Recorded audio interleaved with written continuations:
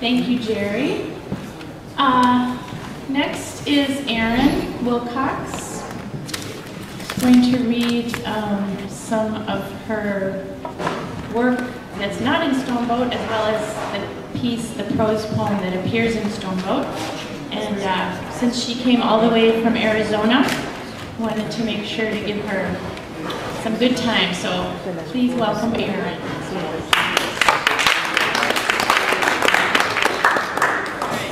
Standard protocol when I go to the microphone.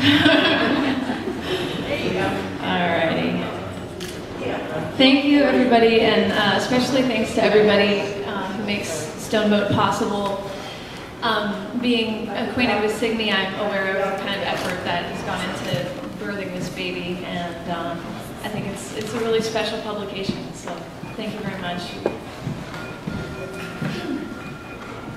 So I'm going to start with a prose piece that appeared in Cold Flashes, Literary Snapshots of Alaska. And so this is all flash fiction, and I'm starting with this one so that we can start with more prose, and then there's a prose poem, and then lead towards the verse. So this is called Turnagain. Pacific waters drift through the Gulf of Alaska, north into Cook Inlet, mixing with glacier melt as they hug the corrugated mudflats of Turnagain Arm. On a cloudy night, the sole explorer of this tidal plain picks his way toward Bird Creek's mouth. His fishing pole extends behind him. Waders carry his light frame across the muck. The angler's name is Donald. He knows the mudflats and how to navigate them safely. Keep moving, especially where the silt is wettest. He took a bet he could catch his limit at the end of September when the last silvers trickle through. Technically, he lost at midnight when only 2 fresh coho lay bedded in the freezer. But the early morning hours, which he has never fished before, will provide one more slack low tide. He thinks of Cutter and Sean taunting as they collect. Double or nothing, Donald, and picks up the pace. A gibbous moon peeks from behind the clouds, lighting his way. Donald's stomach grumbles, and he pictures his wife, Lana, leaning over the stove, scowling, sweating, stirring the stew pot. When she learned he was going back out after dinner, she said, "You promised to read Laura a bedtime story. You said we could look at the stars." Donald stops short of the memory. A slurping sound revives him to the present. His left foot won't come forward. He gives a little jerk, then a strong pull, which plants his right foot deeper. He curses and twists against the mud at his calves. He tries to slip out of his waders, but finds them attached to his belt. His mind mires. From this point, the struggle appears choreographed. His movements sideways, forward, back, performed with a modern dancer's precision. Then a sudden stillness as he realizes movement aids the enemy, which has him up to the thighs. His heart pumps blood through awkwardly stretched legs. Donald looks to the bridge above, his vision blurring around the edges. He calls for help and waves his arms. Silt spills into his boots. The mud smells of rich, decomposing life and the contents of his bowels as they empty. "Damn it, Lana," he yells, "I hate your stringy stew." Then he laughs. Eventually, the rising tide reaches him. Frigid water licks his waist.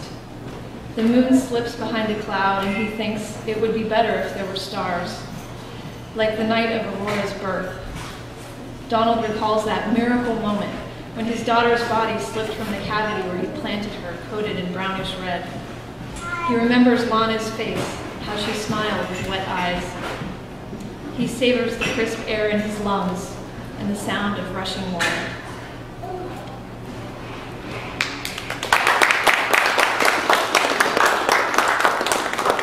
I forgot to explain one thing that helps understand that Turnagain Arm is a very narrow waterway, and the tide comes in really fast, and it's part of Anchorage lore that people go out into these mud flats for one stupid reason or another and get stuck out there and perish.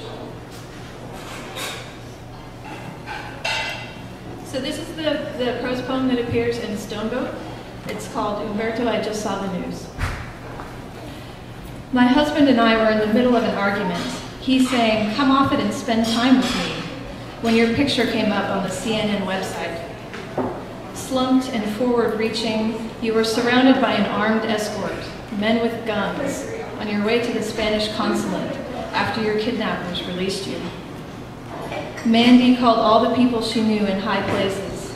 She left work at the firm, turned her back on demanding cases, and went home sick. She whom you wouldn't marry because you wanted to be free, to do good works. You gave up her love and a visa to plant gardens with orphan children in Palestine. I have to wonder, Umberto, because I only met you a couple times, though I enjoyed your art on the wall, geometric splashes of reds and blues like Rothko. Will you still want this life? You looked so crestfallen, wilted in that photograph. When men in black hoods threw you in their car and drove away, did it change for you the meaning of language? When the blunt point of an automatic cooled your skull, what happened to words like salam, paz, peace?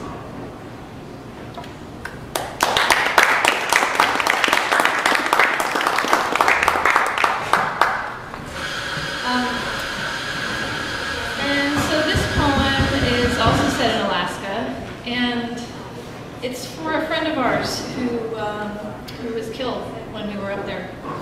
And saying we Signy and I were in the same interfaith program in Alaska.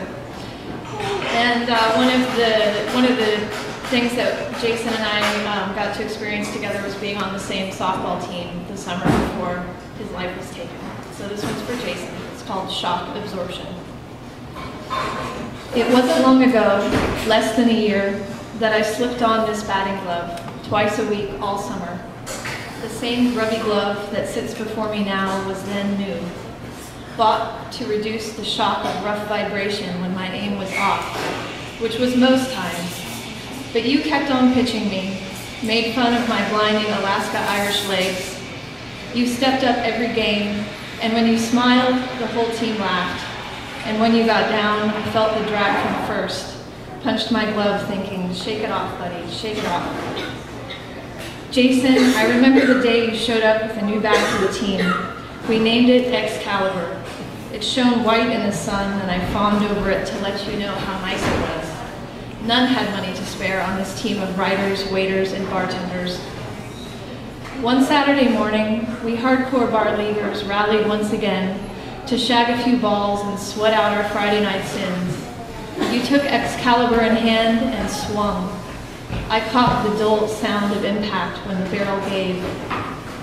I don't know if you felt the sting, but I remember that forlorn look on your face, trying to tough it as you ran a finger along the crack.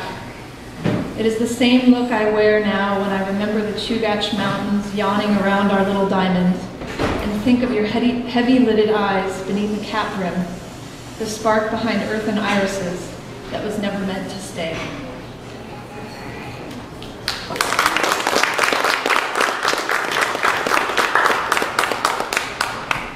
Okay.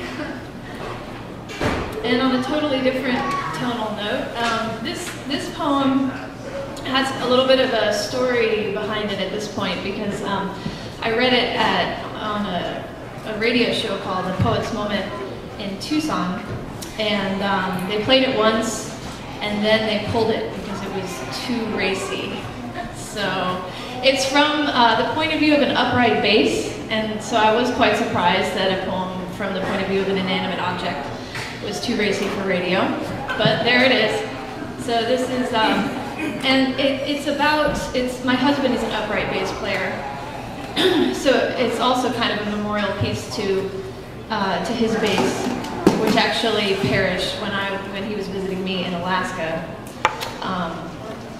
It was left in the bathroom and got covered in mold, and it was quite sad. So this is from Stella, for Stella. Your arms encircle breadth, my shoulders curling. I mist tickle your caress, my neck, your heat, sweat darkening grain of my back split in two pieces glued together. Memory, we sing, glide, drop, vibrate, pull out the bottom chord. Who? I smell her on you. Your fingers find sweet spots like no others under spotlight. Our song, other strings, chorus of sighs. Who left you horny, blue-balled, undercut? Not me, love, never.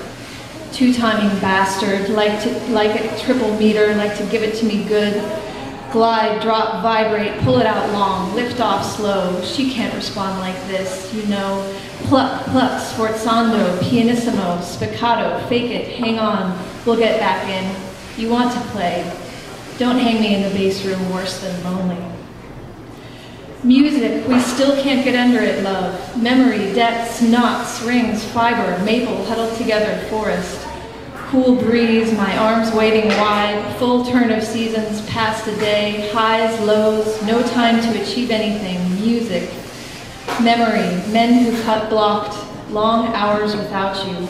Music is splitting, endured.